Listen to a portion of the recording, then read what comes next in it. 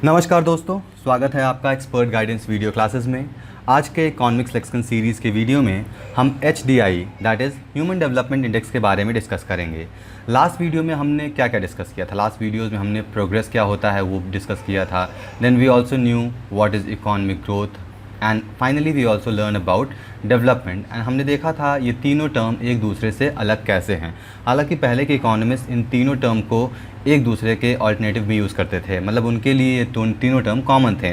But बाद में later on in 1950s उनको लगा कि इकोनॉमिक प्रोग्रेस, इकोनॉमिक ग्रोथ और इकोनॉमिक डेवलपमेंट सबके अलग अलग मीनिंग हैं और अलग अलग तरीके से इनको यूज़ किया जाना चाहिए। And ultimately they came to conclusion and they gave various definition to these term. Okay, so now in this video we will be learning about human development index. Human development index क्या है? It is an tool to measure our development or development of economies. तो एक ये tool है जिसके help से हम development को मेजर कर सकते हैं। फाइन, तो इकोनॉमिस्ट ने ये ग्रोथ और डेवलपमेंट के बीच में अंतर बहुत पहले ही जान लिया था। लगभग 1970s में ही इनके बीच में अंतर क्या है, इकोनॉमिक ग्रोथ और इकोनॉमिक डेवलपमेंट पता कर लिया था। और Mahbub ul Haq was an Pakistani economist who was first to find what is difference between growth and development. ठीक है, उसके बाद एक्चुअल में एक मेथड जो ये HDI इंडेक्स है या फिर ये जो HDR टूल है, इसको एक्चुअल में ढूंढने में थोड़ा और टाइम लगा। लेकिन एक फैक्ट तो हमें पता है कि जो प्रोग्रेस होता है, किसी भी कंट्री का प्रोग्रेस या किसी भी कंट्री का ग्रोथ जो है वो इंक्रीज़ इन इकॉनमी से बहुत ही आगे है, मतलब बहुत ज़्यादा है। ऐसा नहीं है कि किसी कंट्री में अगर अच्छा इनकम ग्रोथ है या फिर किसी कंट्री में अच्छा पैसा कमाया जा रहा है तो उस कंट्री में जो डेवलपमेंट होगा बहुत अच्छा होगा या फिर प्रोग्रेस बहुत अच्छा होगा, but it goes beyond that. और उस प्रोग्रेस को मेजर करने के लिए बहुत सारी जो इंटरनेशनल ऑर्गेनाइजेशन थी, जैसे कि UNO, IMF, वर्ल्ड बैंक, ये सारी इंटरनेशनल ऑर्गेनाइजेशन थी, इनको एक टूल चाहिए था कि हम किन टूल का हेल्प करके डेवलपमेंट, एक्चुअल डेवलपमेंट क्या है किसी कंट्री का, मेजर कर सकें। अब लेकिन उनके सामने प्रॉब्लम आ रही थी, कुछ डिफ़िकल्टीज़ आ रही थी कि डेवलपमेंट को एक्चुअली मेजर किया जाए। अब डिफ़िकल्टी क्या थी? देखिए, लास्ट वीडियो में हमने देखा था इकोनॉमिक ग्रोथ जो था वो एक क्वान्टिफाइबल था। क्वान्टिफाइबल मतलब कि हम इकोनॉमिक ग्रोथ को मेजर कर सकते थे। लेकिन डेवलपमेंट क्या था? ये दोनों था, क्वांटिफाइबल था और क्वालिटेटिव भी था। अब हम क्वांटिफाइबिलिटी को या फिर जो भी क्वांटिटेटिव है उसको तो मेजर कर सकते हैं, लेकिन जो क्वालिटेटिव है, मान लीजिए टेस्ट है, स्मेल है, हैप्पीनेस है, अब ये सब चीज़ें आप मेजर कैसे करेंगे? इनके लिए कोई यूनिट तो है नहीं कि आपका टेस्ट कितना मीठा है, आप कहेंगे बहुत मीठा है। You won't say that 1 kilo मीठा है या 1 मीटर मीठा है। There is no unit for qualitative measurement. ठीक है, तो उसी की वजह से एक इनको टूल चाहिए था और इसके लिए उनको बहुत प्रॉब्लम आ रहा था। प्रॉब्लम क्या आ रहा था? देखिए, मैं प्रॉब्लम आपको बताता हूँ। Just a minute, let me just erase everything on the screen, then I tell you about the problem. So the first problem which arise for getting a tool was कि development में क्या क्या include होना चाहिए, what constitutes the development. अब development में बहुत कुछ हो सकता है, जैसे क्या, level of income, quality of consumption, मतलब कुछ भी हम कंज्यूम कर रहे हैं उसका क्वालिटी क्या होगा, एजुकेशन भी एक इम्पॉर्टेंट टर्म हो सकता है। फिर उसके बाद हेल्थ केयर, आपका हेल्थ कैसा है। हेल्थ के अलावा एनवायरनमेंट भी एक मेजर फैक्टर हो सकता है। तो HDI में क्या क्या इंक्लूड किया जाए, ये सबसे बड़ा प्रॉब्लम था। जो सेकंड डिफ़िकल्टी आ रहा था इन इंटरनेशनल ऑर्गेनाइजेशन के सामने ये था कि क्वांटिफाइंग, जैसे कि हमने बताया कि इकोनॉमिक ग्रोथ तो क्वांटिफाइबल था, फिर क्वांटिटेटिव था जिसको ईजिली मेजर किया जा सकता था। But in case of development it was not the case. इसमें दोनों था, क्वांटिटेटिव भी था और क्वालिटेटिव भी था। तो ये दोनों प्रॉब्लम्स आ रही थी। अब ये प्रॉब्लम कब दूर हुई? ये प्रॉब्लम जब, ये डेफिनेशन है, डेफिनेशन हम बाद में देखेंगे, पहले थोड़ा हम हिस्ट्री डिस्कस कर लेते हैं।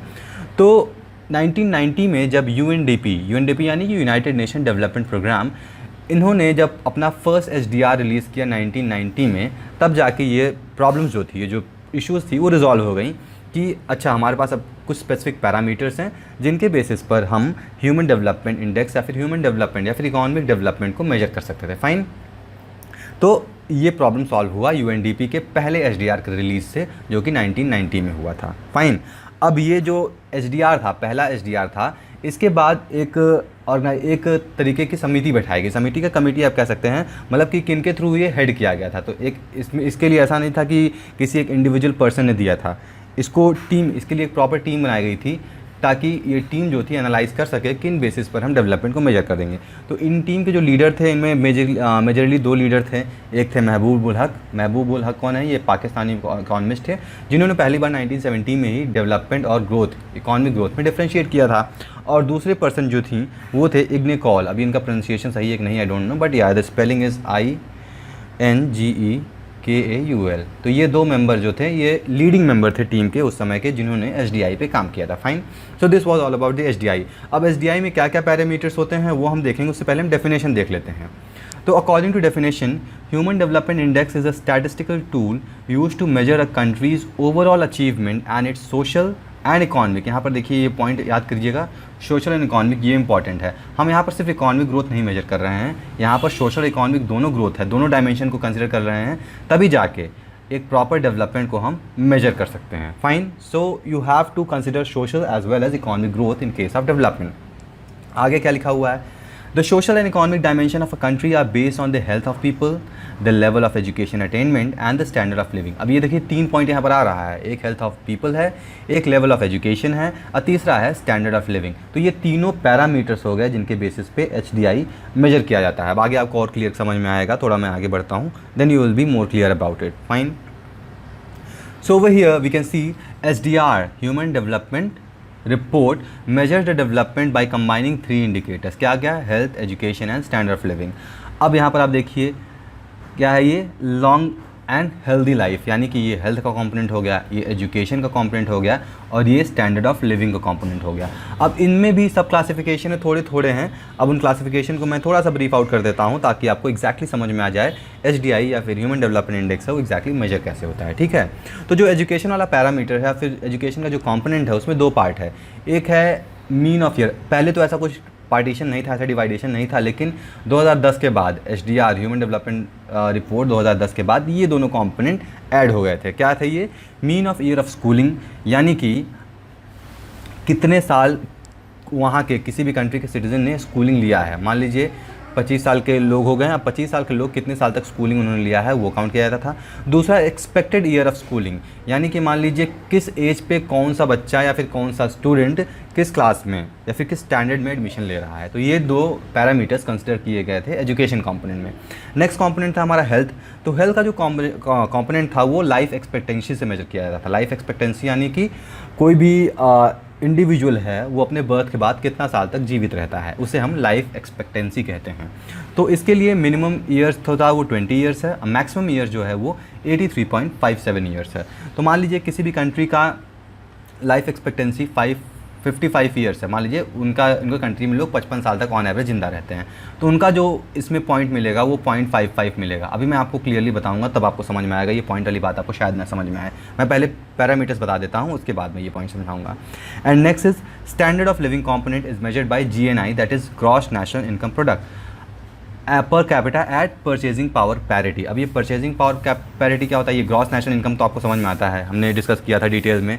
लेकिन परचेजिंग पावर पैरिटी क्या होता है? ये होता है किसी भी 2 कंट्री के बीच में गुड्स के रेट को मेजर करते हैं। मान लीजिए USA है एंड वी हैव इंडिया। अब USA और इंडिया में मान लीजिए यहाँ पर 1 लीटर मिल्क का प्राइस क्या है और इंडिया में 1 लीटर मिल्क का प्राइस क्या है। अगर दोनों का प्राइस सेम है then these both country would be purchasing power parity, या फिर परचेजिंग पावर पैरिटी के इक्विलिब्रियम होंगे दोनों कंट्री के। फाइन, तो गुड्स के रेट को मेजर किया जाता है। अब ये हमारे 3 पैरामीटर्स हो गए जिनके बेसिस पर HDI रिपोर्ट आती है। ठीक है, अब यहाँ पर मेजर कैसे किया जाता है HDI? तो देखिए जो HDI मेजर किया जाता है वो 0 से 1 स्केल, ये स्केल होता है जिसके बेसिस पर मेजर किया जाता है किसी भी कंट्री या फिर किसी भी इकॉनमी का HDI, ह्यूमन डेवलपमेंट इंडेक्स। ठीक है, अब ये कैसे? अब ये हमने देखा वहाँ पर तो 3 कंपोनेंट था, अब ये 0 से 1 के बीच में कैसे मार्किंग करते हैं? तो इसमें मीन निकाला जाता है, यानी कि एवरेज निकाला जाता है। देखिए कैसे निकालते हैं हम, एक बार फिर से इमेज पे चलते हैं। तो मान लीजिए पहला हमारा हेल्थ वाला कंपोनेंट है, तो मैंने बताया 0 से 1 के बीच में। तो किसी भी कंट्री के अगर लाइफ एक्सपेक्टेंसी जो कि बर्थ है, मैंने 0.55 बताया था ना एग्जांपल, तो मान लीजिए यहाँ पर उनके कंट्री में किसी भी कंट्री में लोग 55 साल तक जिंदा रह रहे हैं, तो यहाँ पर इनको 0.55 इनका स्केल मेजर मिल गया यहाँ पर। अब नॉलेज की बात करें तो मान लीजिए किसी भी कंट्री में जो एजुकेशन या फिर लिटरेसी लेवल है या फिर जो भी पैरामीटर्स का निकाल कैलकुलेशन स्टैटिस्टिकली निकाला जाएगा, मान लीजिए वहाँ पर 0.45 आ गया। लास्ट में हमारा क्या है? GNI, that is gross national income per capita, मतलब कि एक इंडिविजुअल कितना साल भर में कमाता है। तो मान लीजिए उसका कुछ कंपोनेंट है मेजरमेंट, मान लीजिए उनका 0.30 आ गया। अब क्या करेंगे, इन तीनों को ऐड ऑन करेंगे, 0.55 प्लस 0.45 प्लस 0.30 और 3 से डिवाइड कर देंगे। 3 से हम डिवाइड क्यों कर रहे हैं, क्योंकि हमको इनका ज्योमेट्रिक मीन निकालना है। ज्योमेट्रिक मीन हमारा निकालेंगे तब जाके हमको एक 0 से 1 स्केल के बीच में कुछ पॉइंट मिलेगा।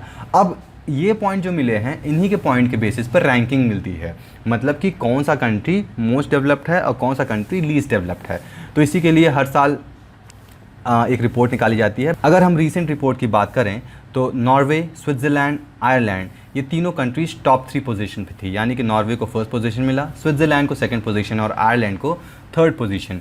ये तीनों कंट्री टॉप 3 पोजीशन पर रही हैं ह्यूमन डेवलपमेंट इंडेक्स पे, यानी कि ये बहुत ज़्यादा डेवलप्ड की हैं। Next countries followed by these, 4th पे जर्मनी रही है और 5वें पे हांगकांग एंड ऑस्ट्रेलिया। ठीक है, अब ये ग्लोबल रैंकिंग है, ऐसा नहीं है कि ये सिर्फ किसी एक स्पेसिफिक कंट्री में हम रैंक्स दे रहे हैं।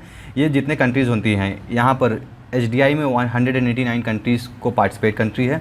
अब इन 189 कंट्रीज़ के बेसिस पर जो मार्क्स मिले थे, जैसे हमने देखा था ना, तो ये 0 से 1 के स्केल के बीच में जो पॉइंट्स मिलते हैं, तो उन पॉइंट्स के बीच में बेसिस पे रैंकिंग दी जाती है। तो इंडिया का रैंक 129 है, जो कि बहुत ही पुअर है। You can see only 189 countries are being taking part in this HDI, और उसमें से इंडिया का रैंक 129 है। और हम बात करें नेबरिंग कंट्री की, तो इंडिया से नेबरिंग कंट्री कुछ बेहतर है। मान लीजिए श्रीलंका 71 पोजीशन पे, see the difference. China 85th position पे है, और बाकी कुछ एशियन कंट्रीज़ हैं या फिर नेबरिंग कंट्रीज़ है, लाइक भूटान 134 पे है, बांग्लादेश 35 पे, म्यांमार 145 पे, नेपाल 147 पे, और पाकिस्तान 152 पे और अफ़गानिस्तान 170 पे। हालांकि ऐसा नहीं है कि HDI, इंडिया का जो HDI वैल्यू इंक्रीज़ नहीं हुआ है, ये इंक्रीज़ हुआ है, बहुत अच्छा इंक्रीज़ हुआ है। पहले कम था, अब लगभग 50% से इन्होंने अपना रैंक इम्प्रूव किया है, and it is improving day by day. So that's all for today's video. I hope आपको HDI, that is human development index, समझ में आ गया है। Still if you have any doubts regarding this, you can always ask in the comment box. Thank you for watching, see you next video with new concept. Till then, good bye.